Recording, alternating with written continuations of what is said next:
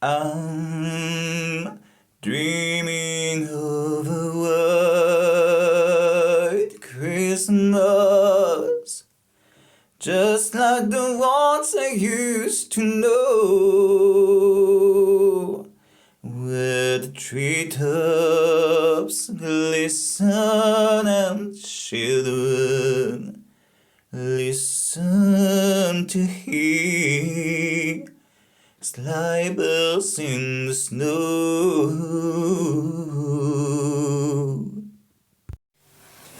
Bonjour et bienvenue dans l'épisode 46 de mon podcast de tricot crochet. Je m'appelle Thibaut et vous pouvez me retrouver sur Ravelry et Instagram sous le pseudo Tricostérone. Alors aujourd'hui, épisode juste avant Noël, vous pouvez le voir, de toute façon. Alors, je vous rassure, hein, c'est pas décoré comme ça tout le temps, parce que sinon je sors pas de chez moi vu que c'est la porte d'entrée et que j'aurais du mal. Mais voilà, j'essaie de mettre un petit peu dans l'ambiance. Vous avez pu remarquer que il y avait une petite chanson de Noël au début, parce qu'en fait lors de mon dernier podcast, un abonné m'avait fait remarquer que pendant l'épisode 3, je sais pas ce qui m'a pris, j'avais promis que peut-être j'avais promis que je chanterais à l'épisode, dans les futurs épisodes. Je crois que j'avais dit l'épisode 45, je sais pas. Pour l'épisode 40, j'ai pas regardé l'épisode 3 pour savoir vraiment ce que j'avais dit. Peut-être qu'il m'a menti, tout simplement. Je ne sais pas. Mais voilà. J'ai réparé la faute, si faute il y avait. J'espère que ça a pas été trop désagréable pour vous. Voilà, bah, écoutez, ça m'a amusé. Alors, le son est pas terrible. Je me suis enregistré avec mon téléphone dans mes toilettes parce que j'essaie d'être à l'endroit le plus discret possible, parce que là, donc comme je dis, c'est la porte d'entrée. Enfin, mes murs sont en papier cigarette, donc mes voisins entendent tout. Donc voilà, donc c'était un petit peu compliqué de chanter aussi. Vous pouvez entendre que la voix est retenue, donc c'est un petit peu dommage, mais bon, c'est pas grave. C'était surtout pour le plaisir de faire cette petite chanson. Voilà. Écoutez, on va commencer tout de suite par des projets, des tricots terminés, et puis des en cours comme d'habitude, et un petit peu de blabla. Allez, on va commencer tout de suite par les tricots terminés.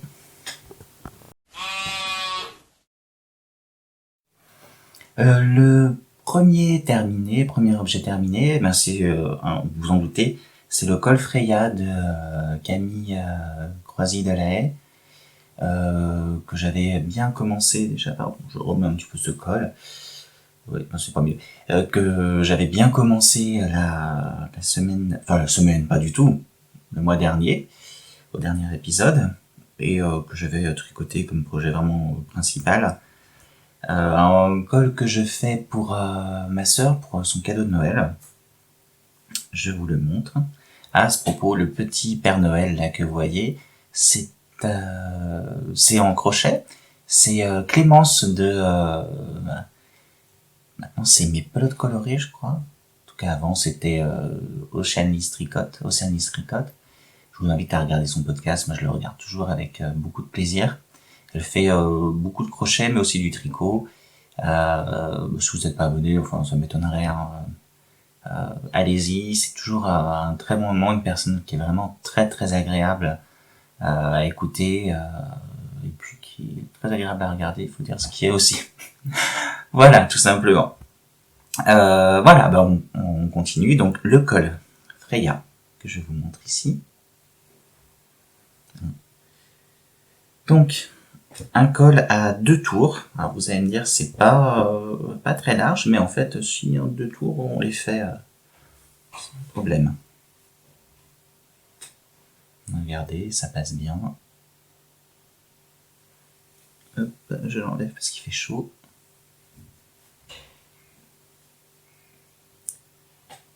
Hop. Je l'ai réalisé en laine de l'Atelier Teinture, leur laine à chaussettes, 85% Mérino Superwash, 15% nylon, et mélangé avec mon cône de mohair que j'avais acheté sur eBay, qui est increvable, vraiment. J'ai encore tout ça.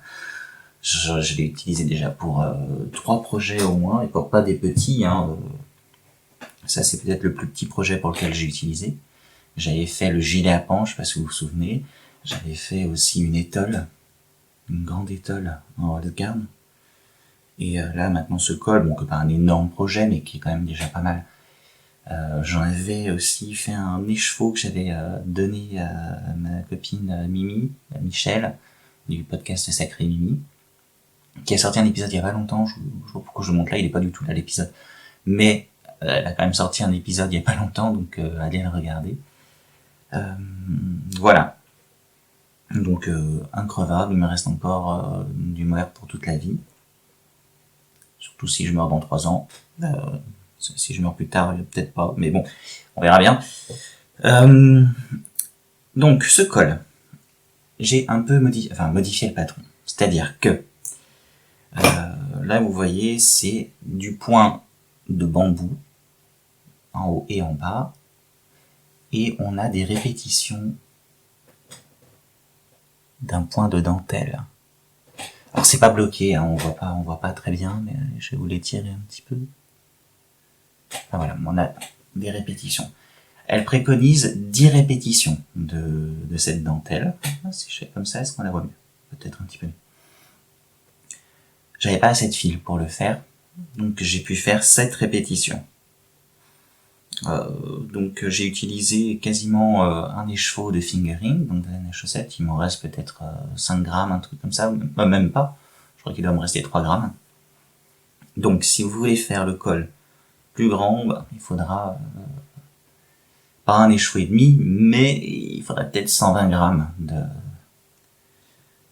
de laine pour faire les 10 répétitions. C'est vrai que c'est un petit peu dommage. J'aurais peut-être dû faire les bandes de point de bambou un tout petit peu moins larges, tout petit peu moins hautes, je veux dire. Au lieu de faire 6 répétitions, j'en aurais fait 5 en haut en bas, ça m'aurait fait gagner une répétition de dentelle. Bon, je l'ai pas fait, je vais pas le défaire non plus, c'est pas grave, il est quand même bien. La laine, que dire de la laine? Très très douce, c'est une base à chaussettes en Mérino Superwash, qui est en plus en 85 Mérino, 15% nylon, sachant que le nylon de toute façon c'est doux, quoi qu'il arrive, le polyamide, c'est déjà doux. Et ce mohair qui, je ne sais pas s'il en est vraiment, mais bon, cette laine est fait mohair, très douce aussi, franchement très très agréable, ça ne gratte pas du tout. Je vous avoue que c'est pas ce que je préfère tricoter, comme je l'ai déjà dit, c'est un peu trop fin pour moi. Le mohair a quand même aidé à grossir un petit peu le fil que j'avais dans la main, ce qui m'a permis d'apprécier un petit peu plus, mais c'est vrai que pour moi c'est trop fin comme fil. Mais sinon très très bien, je pense que en DK ça aurait été mieux. Encore une fois, je suis pas fan du Mérino Superwash, c'est pas une texture. Alors, c'est quelque chose que j'aime porter, j'aime beaucoup le résultat. Je le remets cet effet chiné en plus que je trouve vraiment sympa. J'aime beaucoup le résultat, mais à tricoter, c'est pas ce que je préfère. Je préfère les laines qui sont un petit peu plus, qui ont un peu plus de matière. Voire pourquoi pas de l'acrylique à la limite. Je trouve que on sent les choses. Le Mérino Superwash, on a l'impression qu'on n'a rien. C'est doux, ça glisse, voilà.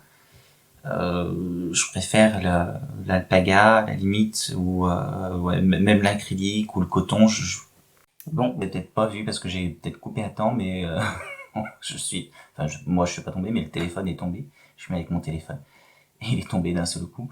Bon, c'est pour ça qu'il y aura peut-être un raccord. Je sais pas comment j'aurais pu le faire, mais bon, voilà. Donc je disais, oui, c'est pas forcément la matière que je préfère tricoter, mais pour ceux qui aiment le Mérino Superwash, vraiment, je vous conseille cette laine. La teinture est vraiment nickel. Elle a des nuances, mais très nuancé, je sais pas comment dire, mais très subtil. C'est un faux uni, mais qui est quasiment vraiment uni. Des moments, on a peut-être des trucs un petit peu plus foncés, mais voilà, c'est vraiment très très bien fait. J'avais testé de laver l'échantillon, ça n'a pas dégorgé, alors que c'est du bleu jean.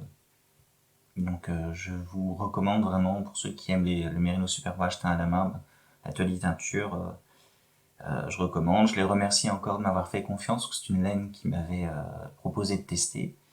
Donc ils m'avaient envoyé 2 écheveaux. Bien que je leur avais dit que moi j'en avais besoin que d'un, ils m'en avaient envoyé 2. Je l'avais partagé avec vous, donc c'était... mais je ne sais plus qui l'avait gagné. Enfin bref. Ah si, je crois que c'est Anne-Sophie qui l'avait gagné. Voilà. Donc je les remercie encore pour la confiance qu'ils m'ont accordée et voilà, je vous recommande chaudement cette laine. Voilà pour ce premier projet terminé. Ah, j'ai oublié de dire, non, je le tricotais en aiguille 4. En aiguille 4, parce que y a le mohair qui aidait à grossir un petit peu, même si c'est un mohair très très fin. Ça m'a permis d'avoir quelque chose de très fluide. Hein. Presque trop fluide, non. Nickel. Voilà. Et pour le rabat, j'ai fait un rabat tout simple. Hein. Vraiment, je me suis pas embêté. Non, qu'est-ce que j'ai fait comme rabat? Je crois pas que j'ai fait un rabat tout simple, je me souviens plus. Si, j'ai dû faire un... Non, j'ai... Je sais ce que j'ai fait. J'ai rabattu les mailles en les tricotant 2 à la fois. Je crois que c'est le rabat à l'islandaise. On en tricote 2 ensemble, on remet la maille sur l'aiguille de gauche, on retricote 2 ensemble. Tout ça. Et ça fait une jolie chaînette. Enfin, ça fait un rabat qui ressemble du coup au montage, tout simplement. Donc je trouve que c'est plutôt sympa et qui est plutôt souple.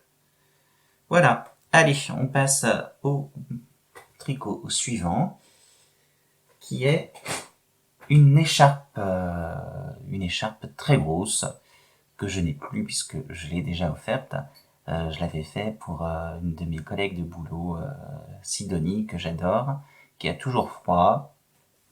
Et je me suis dit, je vais lui faire vite un petit projet rapide, une écharpe. Mais je voulais une écharpe qui me permette de tricoter très gros, en 10 mm.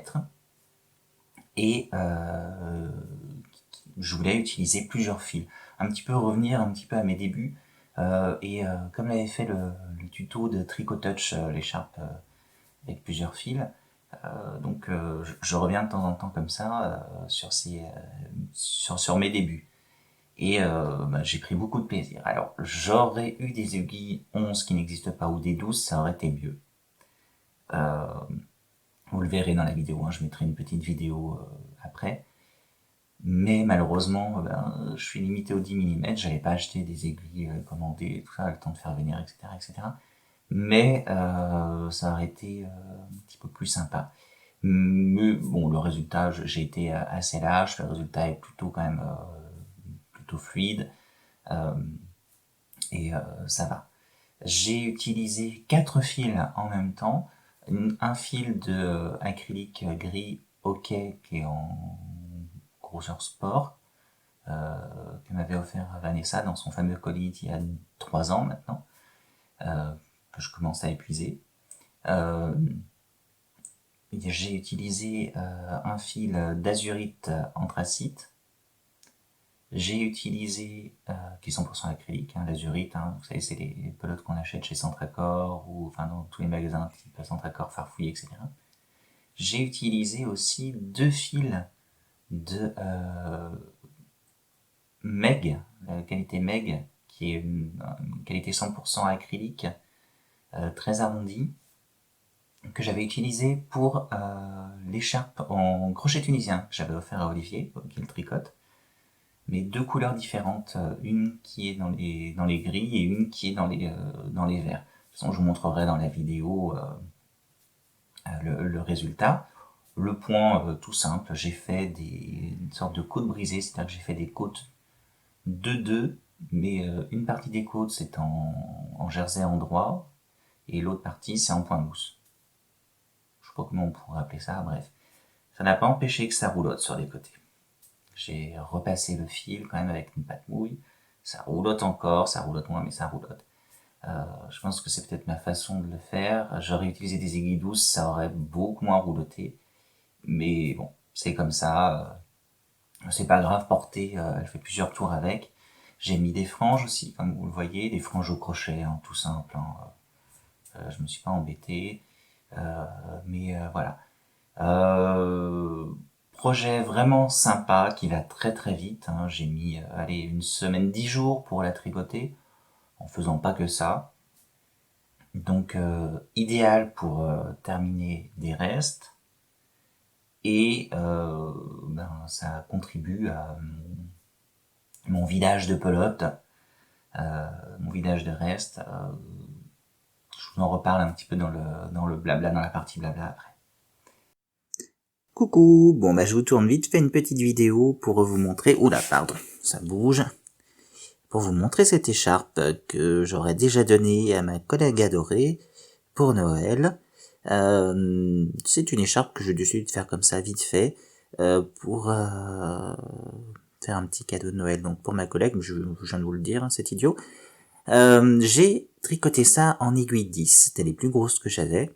J'aurais eu du 12, ça m'aurait pas fait pleurer, ça aurait été mieux, mais bon, tant pis, j'ai essayé d'être un petit peu lâche dans mon tricot.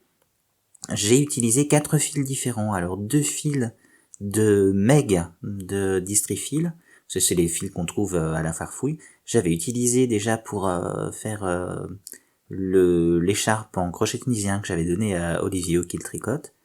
Donc j'ai utilisé 2 couleurs de ce fil-là, une dominante verte, une dominante grise. J'ai mêlé ça avec un fil 100% acrylique aussi, ok, je crois, et un fil azurite de Distrifil toujours, gris anthracite. Voilà, donc les 4 fils ensemble. L'écharpe fait à peu près 1m80, et j'ai rajouté des franges, hein, toutes simples. Au niveau du point, j'ai fait des côtes brisées, c'est-à-dire que un rang de points mousse et un rang de côtes de 2. Et des mailles lisières sur les côtés. Malheureusement, ça rebique, toujours. Bien que j'ai repassé l'écharpe, ça rebique. Bon, c'est pas grave, porter, ça se voit pas. Voilà, bon, écoutez, je vous laisse à l'épisode en cours. À très bientôt. Ah, j'ai juste oublié de vous dire pour les terminer. Le pull glacier, j'ai fait la deuxième manche. Bon, je vous le ressors pas. J'ai toujours pas lavé les manches. Mais voilà, j'ai refait la deuxième manche. Ça m'a pris une journée. Il y a des pétards dans la rue d'à côté. Mais je suis bien content de l'avoir fait. Maintenant, je vais être encore plus content de le laver pour pouvoir le porter. Allez, on passe au jeu que j'ai terminé vraiment cette fois-ci. Alors, on continue de parler de mon projet en cours fil rouge. Là, je ne tricote pas en rouge, mais le projet que vous voyez depuis je ne sais pas combien d'épisodes et qui avance à son rythme. Hein. Ce qui est dommage, c'est que je trouve son rythme un petit peu trop lent, mais voilà, je vous montre qu'il a quand même avancé.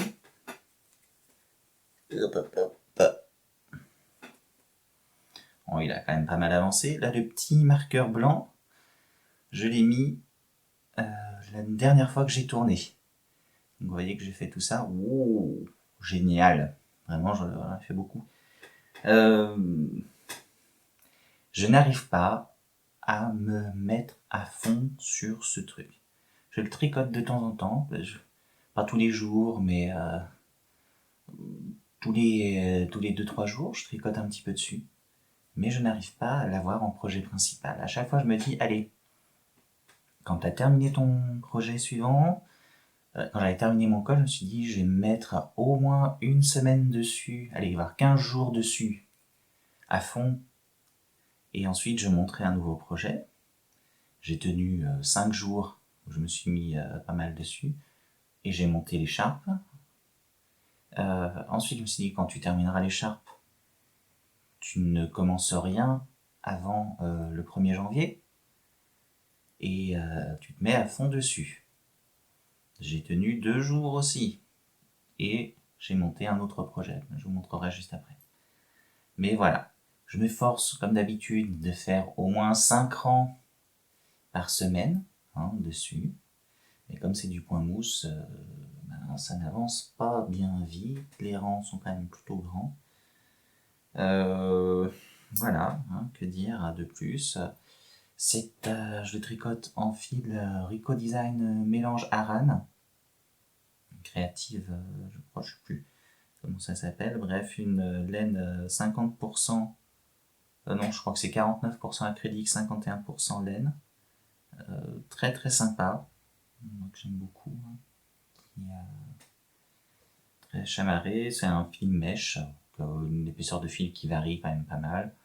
Je vous refais pas le pitch du truc. C'est du point, enfin des côtes obliques donc, qui sont décalées, comme vous voyez sur les côtés, du point mousse et puis des points d'émail glissé qu'on retrouve de l'autre côté, qui sont encore bien conces.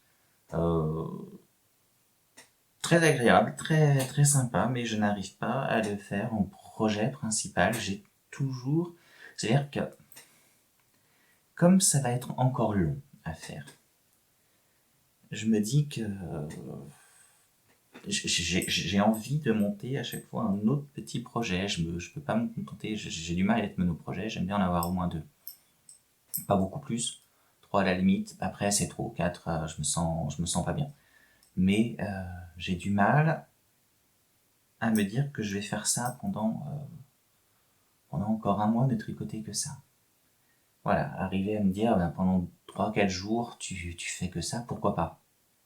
Mais plus c'est compliqué. Donc c'est pour ça je me dis si c'est pour moi, c'est pas urgent.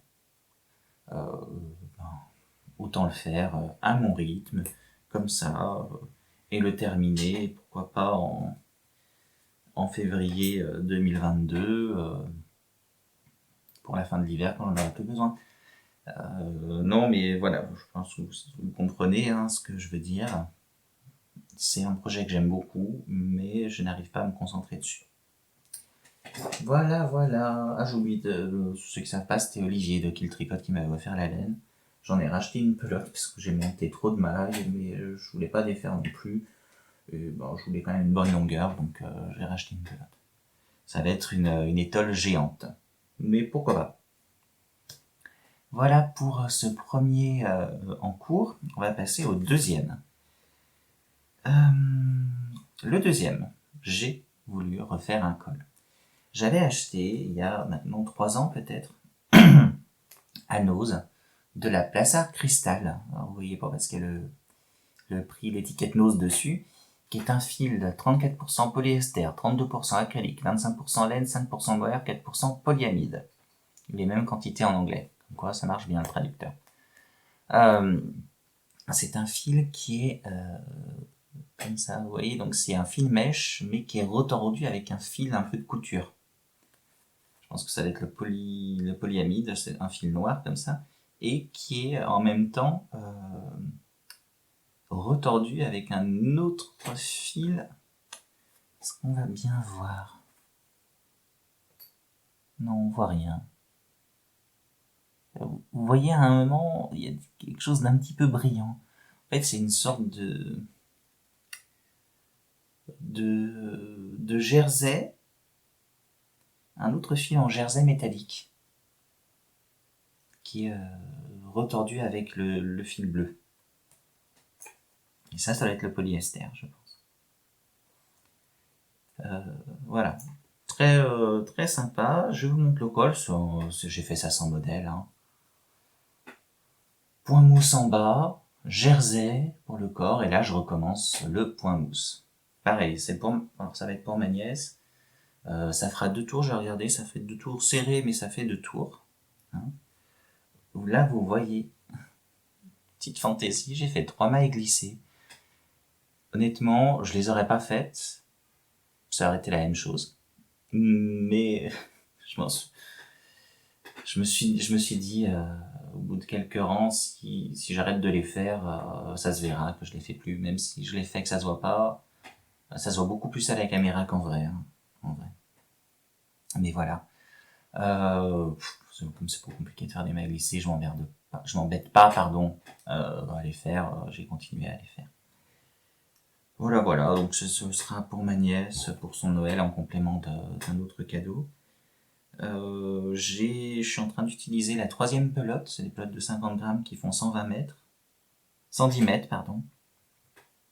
Il me restera donc une pelote et demie peut-être. Ça terminera en manteau Frida, je pense, ou un truc du style. Euh, voilà, en tout cas, je suis bien content d'utiliser ce fil que j'ai acheté il y a un petit moment. Euh, Ça me permet toujours de me débarrasser d'utiliser les fils que j'ai, quoi, dans cette optique de faire de la place pour ensuite racheter un peu de nouvelle laine en 2022. J'ai oublié de dire que je tricote ça en 6 mm avec mes Knit Pro Zinc qu'elle m'avait offert Vanessa. J'aime beaucoup ces aiguilles et ça fait un rendu très souple aussi.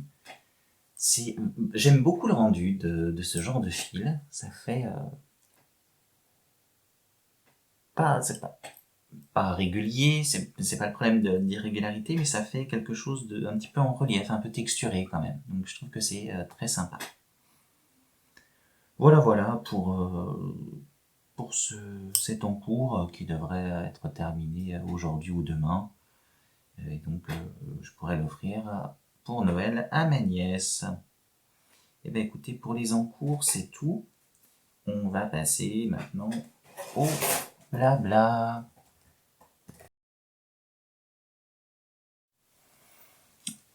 Donc pour la partie blabla, bah déjà je voulais encore vous remercier pour l'accueil que vous avez fait au dernier épisode.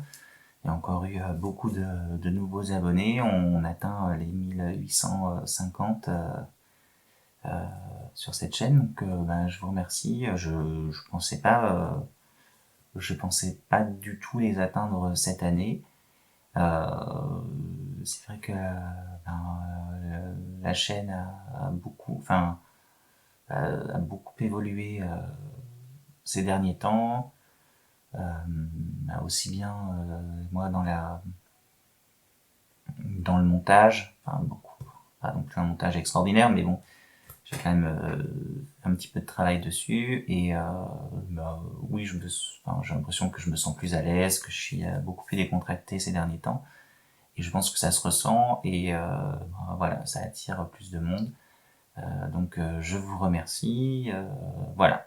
Je vous remercie pour tous les commentaires que vous avez laissés, tous les pouces vers le haut que vous avez laissés. Ça fait toujours vraiment, ça fait extrêmement plaisir. Enfin, ceux qui ne postent pas de vidéos, ceux qui n'ont pas de chaîne YouTube ne peuvent peut-être pas se rendre compte, mais à chaque fois qu'on a un pouce vers le haut, un commentaire, c'est vraiment quelque chose de ça fait vraiment chaud au cœur, mais c'est sincère, quoi. C'est pas juste ouais, cool.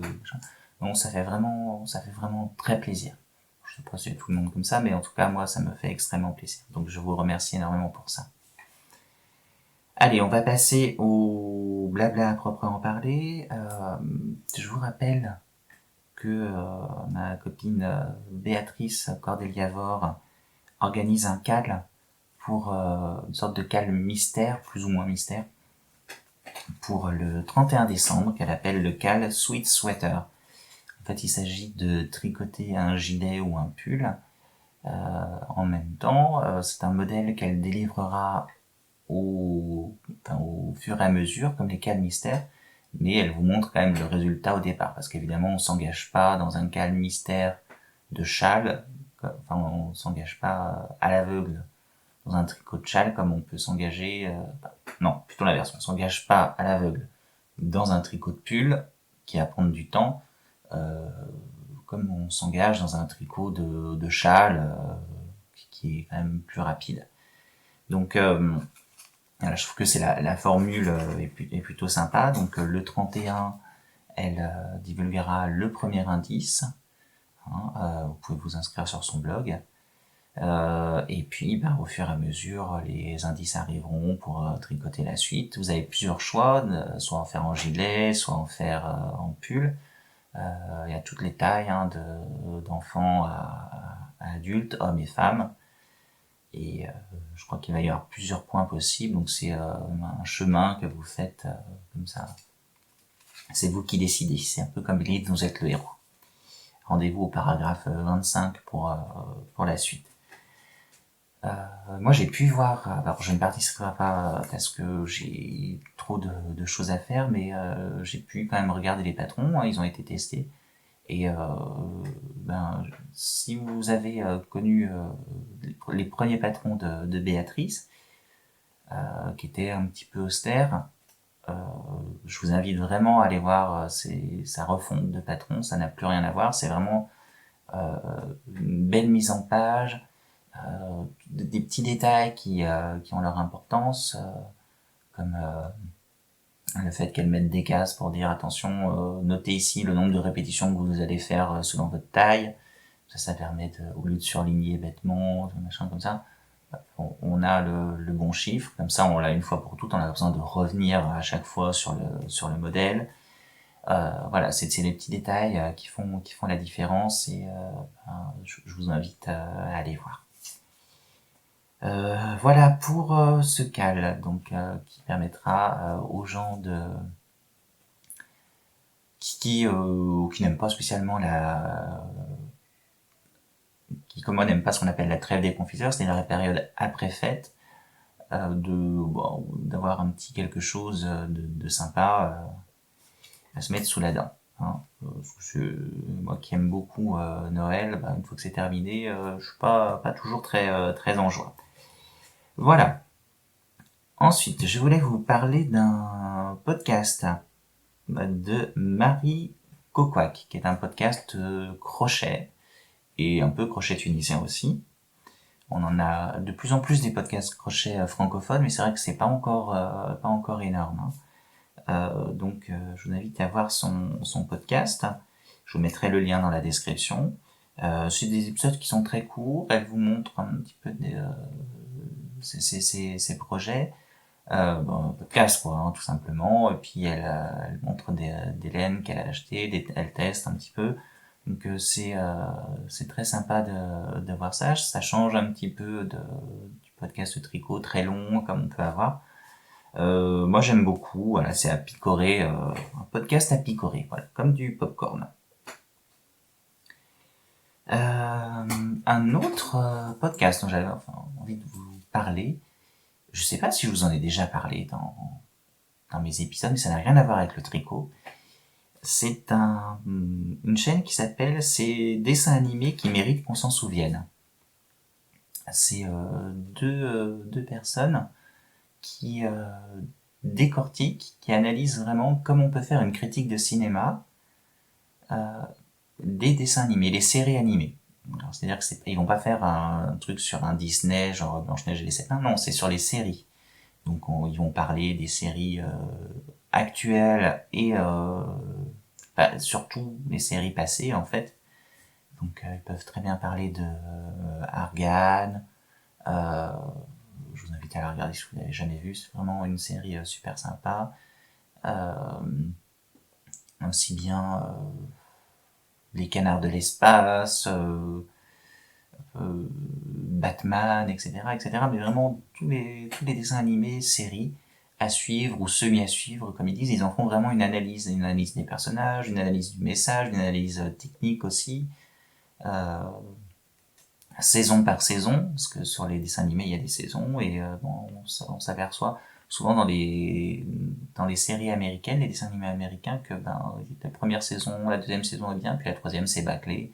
Il faut la faire et puis c'est terminé. Même au niveau technique, c'est plus du tout la même chose. C'est très très fin comme analyse. Je vous invite vraiment à aller regarder. Puis si vous êtes un petit peu nostalgique des dessins animés, ça vous permettra de vous rappeler de certains dessins animés que vous avez peut-être oubliés. Toujours très sympa. Voilà pour les podcasts dont je voulais parler. Je vais vous parler maintenant d'une acquisition que j'ai faite, mon petit cadeau de Noël laineux. Alors je dis laineux parce que ça concerne le tricot, mais c'est pas de la laine. Je me suis offert un petit cadeau pour Noël, je l'ai déjà reçu, je vous montre. Il s'agit d'une mallette à tricot que j'ai trouvée sur Amazon. Vous voyez, il y a des trous pour mettre les fils, des cases pour mettre les pelotes, son encours, etc. Donc c'est vachement sympa. Là de ce côté-là, pardon, on a même un rangement pour les aiguilles. Donc une pelote vachement... une mallette vachement sympa. Que vous pourrez trouver sur Amazon. Je l'ai payé, je crois, dans les 35 €. J'avais, avec le boulot, encore des bons d'achat que j'ai convertis sur Amazon.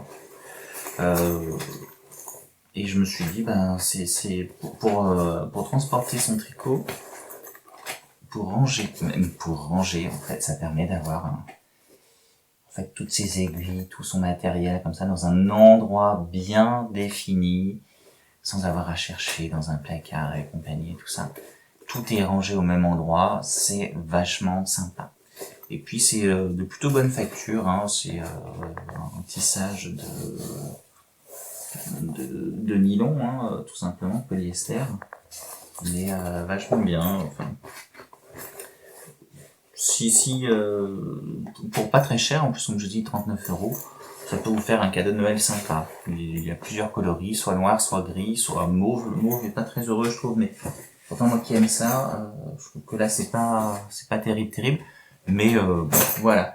Donc je l'ai pas encore utilisé parce que le souci des trous comme ça pour passer les fils, c'est que il faut le faire avant d'entamer la pelote, sinon ça marche pas. Mais pour mon prochain encours, c'est ce que j'utiliserai, comme ça je le laisserai tout le temps dedans et voilà, ça pourrait être bien utile.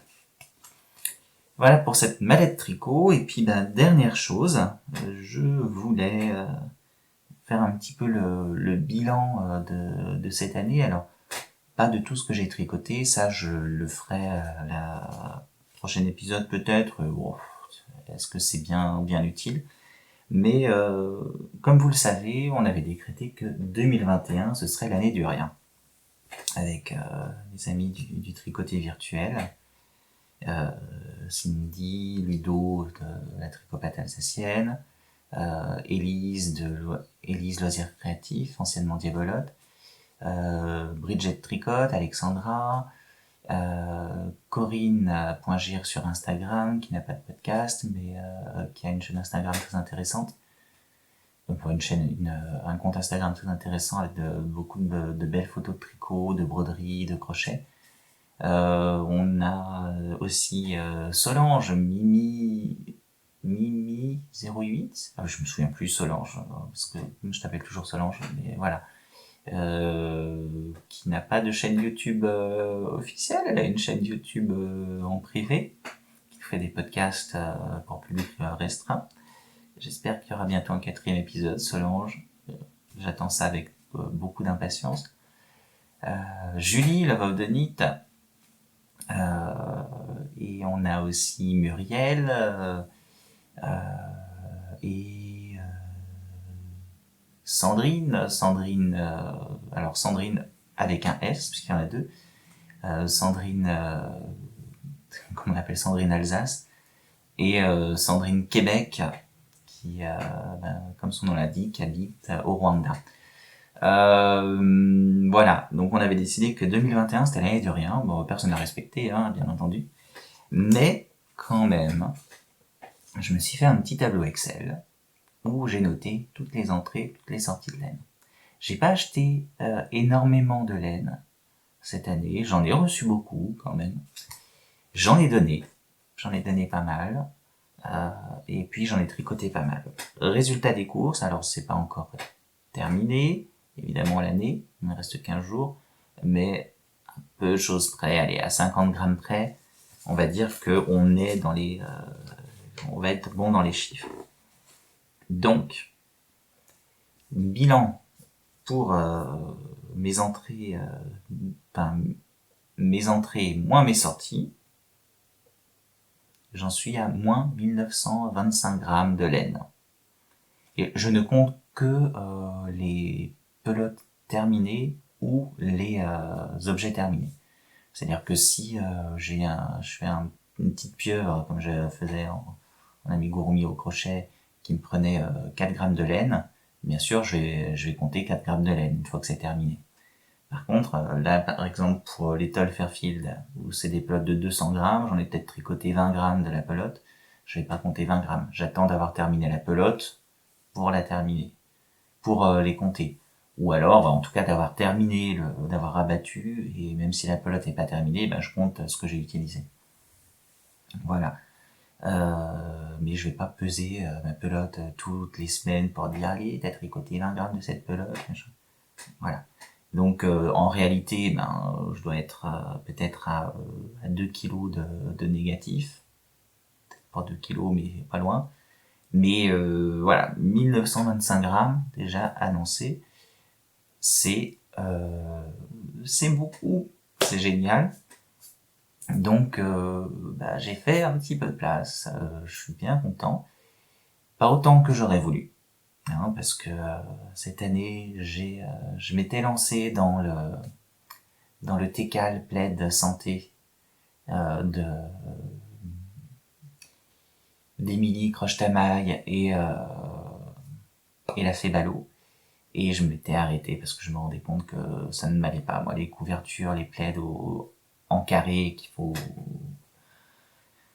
relier par une couture, non, c'est pas mon truc. Ça m'énerve plus qu'autre chose. Donc j'ai abandonné, mais j'avais acheté de l'azurite. J'avais acheté 1,5 kg pratiquement. Non, peut-être pas 1,5 kg, mais allez, 1,3 kg d'azurite pour faire ça. Ben voilà, ça fait beaucoup. Sinon, ben, j'ai acheté aussi cette pelote de 200 grammes de Rico pour terminer l'étole. J'ai acheté, qu'est-ce que j'ai acheté? J'ai acheté deux, deux pelotes de Zeman Super Soft pour, c'est de la laine à chaussettes acrylique, pour faire une écharpe en brioche que j'ai pas encore utilisée. Bon, ça fait 100 grammes. Et j'ai peut-être acheté deux, trois petites choses comme ça. Pas grand chose finalement. En achat, j'ai pas acheté grand chose. Mais on m'en a donné beaucoup. J'ai le malheur d'avoir des amis généreux. Donc, je ne m'en plains pas. Mais voilà, j'ai fait quand même beaucoup de place. J'ai fait de la place, du coup.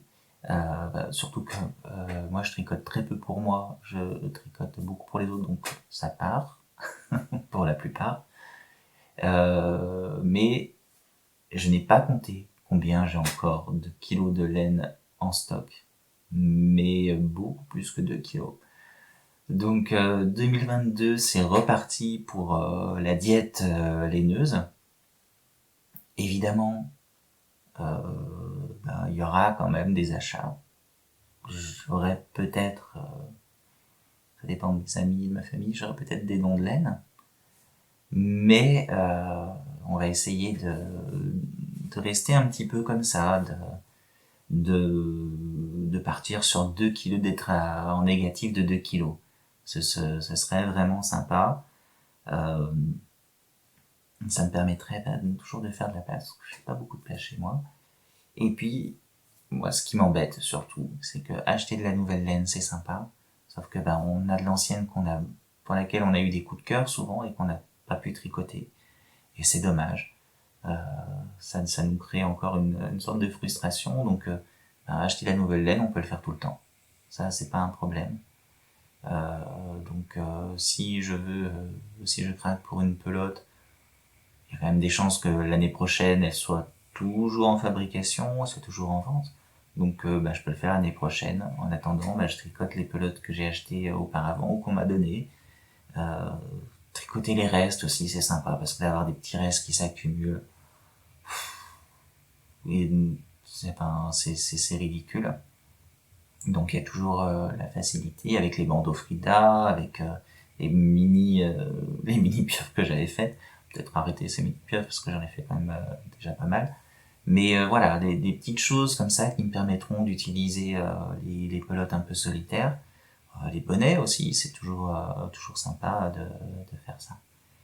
Donc l'année prochaine, 2022, ce sera pas l'année fais ce que tu veux, ce sera toujours une année en un peu diète laineuse, mais sans exclure un achat comme ça de temps en temps. Donc on verra l'année prochaine si je me suis tenu à ce que j'avais dit. Hein, vous pourrez me le rappeler. Rappelez-moi qu'on fasse un bilan. Vous, je sais pas, dites-moi en commentaire hein, comment vous le sentez, si vous aussi vous avez décidé d'être plus raisonnable, de moins en acheter, d'utiliser votre stock. Est-ce que c'est quelque chose qui est un petit peu pesant pour vous de stocker comme ça, ou est-ce que je comprends, il y a des gens qui aiment avoir du stock, qui aiment stocker des choses. On le voit, je le vois toujours, et je vous en parle souvent, c'est ces podcasts américains de gens qui ont des murs de laine derrière eux. Je crois que la pire, c'est The Secret Yarnery, je crois qu'elle est au Nigeria, ou je sais plus. Enfin, je sais plus, en Afrique, euh, et qui a une armoire complète de laine. Elle achète chez Alice Yarns des colis des fois de 60 kilos. Alors c'est la caverne d'Ali Baba. Hein. Je crois que je vous l'ai dit aussi plusieurs fois de mon côté. Je rêve d'aller à la Grange à laine par exemple ou à la Lainière de Oisem parce que c'est des cavernes d'Ali Baba. Je rêve de me perdre là-dedans. Mais quand on a un petit appartement, on peut pas le faire chez soi quoi. Si j'avais beaucoup de place, oui pourquoi pas. Mais bon après je me dis à quoi bon. Est-ce que ça m'apporterait beaucoup de plaisir? Je ne sais pas. C'est le souci avec le tricot, c'est que pour consommer une pelote de laine, il faut quand même du temps. Pour en acheter, ça prend 2 secondes. Donc c'est un petit peu compliqué. Quand on crochette, ça va plus vite. C'est l'avantage du crochet, c'est qu'une pelote, ça passe quand même beaucoup plus vite. Mais quand même, ça demande quand même encore du temps. Voilà, écoutez, sur ce, on va s'arrêter.